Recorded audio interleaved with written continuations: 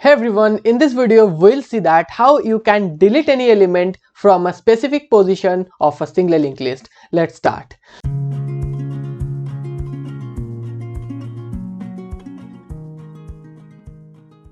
So deleting any element from a specific position of a single linked list is as similar as if you are trying to insert anything at a given position of a single linked list. And if you haven't watched that video, just click on the I button. So for deleting any element from a specific position, what we have to do? So let's start with the algorithm. At first we have taken the value from the user. Then what we have done? We have taken a count. Then we have checked that if position is less than 0 or not. If position is less than 0, it means we cannot delete anything from in negative or from the 0th position, because indexing in linked list starts with 1. And what is the logic behind this thing? That is, if our head equals to null, it means our list contains 0 values. Our list contains 0 values. And if position is greater than or equals to count, it means if you are inserting 1 or 2 or 3. So how we can delete that? Because we don't have any value. So that's why this is the logic for validation. So we'll just print invalid. And if we are trying to delete anything from the first position and our head is also not null, then let's say that we have only one value. Let me draw these things. We have only one value, f0. So what will be this portion? It will be null. Now let's say 10 over there. Now what we'll do? We are trying to delete anything from the position 1. So position is 1. Then what we'll do? Our head is not null. What our head contains? It contains f0. We will just at first we'll take a external pointer, that is temp. We will take a temp and we'll store this f0 into temp. So our temp contains f0. Now we'll move head to head next. So what head next contains? It contains null. So what will be the value of head? It will be null. Now temp is pointing to this node. Then what we'll do at last, we'll free the temp. It means we are deallocating the memory from our system. So this is how we can delete any element from the first position when we are giving the position. So this portion is clear, I guess. And at last we'll go for the reference pointer and previous pointer. And I think the concept behind previous pointer is clear to you. We have already discussed about that. So here you can see that we have put a checking, that is t next not equals to null. So in my previous video I have already discussed about what is the difference between t next and t. If you are checking t not equals to null, it means you are going to the end of the list. You cannot go back.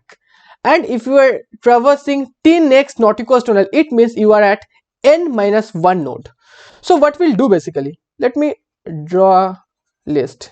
Let's say we have 3 values, 1, 2 and 3.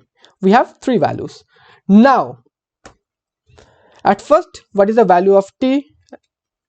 T prev, then count. Let's say that count. Yeah. And what is the value of position? So let's say that we'll delete the element from the second position. So if you are trying to delete any element from the second position, then what we'll do? We'll just make this link. And we have to discard these 2 links and we have to deallocate this. So how we can do that? For that we have to okay, this is erased. Yeah. So for that we have to check these 2 conditions. At first, what is the value of t? So the value of t is, let's say, f1. The value of t is f1. F1 next. So what is the f1 next? F1 next means f2. F1 next is not equals to null. Correct. This is not null. Here we have f2. Here we have f3. Here we have null. So, and what is the value of count? The value of count is 1. So 1 is less than 2. So this portion will also be executed. 1 will be returned here. It means true. We have used AND operation. Now what is the value of prev? Prev means t. What is the value of t now? It's f1. Now what will be that? T equals to t next. Now what is t next? T next means f2. The value of t will be f2. Now what will be the value of count? We are incrementing count. It will be 2. Now these things will be terminated. Now we'll again check the condition. We'll go up. Now what is the t next? T next means null. Now what we'll do? We'll check that position is greater than count or not. Now what is the value of position? 2. What is the value of count? That is also 2. 2 is greater than 2. 2 is not greater than 2. Now 2 is not greater than 2, so this portion will not be executed. Else what we'll do, we'll just move prev next. So what is the value of prev next? Now prev next contains f2. Then what we'll do, we will just assign t into temp. So what is the value of t? That is f2. Temp will be pointing here. So we have successfully made the link. That is the next of, like I am saying this again, at first what is the value of prev? It was f1. It was f1 prev. Then we are inserting t next. What was the value of t? That is f2. What is the f2 next? That is f3. Now prev next is pointing to t next. It means this node is pointing here. So we have successfully made the link. Now what we have to do, the last thing, we have to deallocate the memory. We'll just deallocate this memory.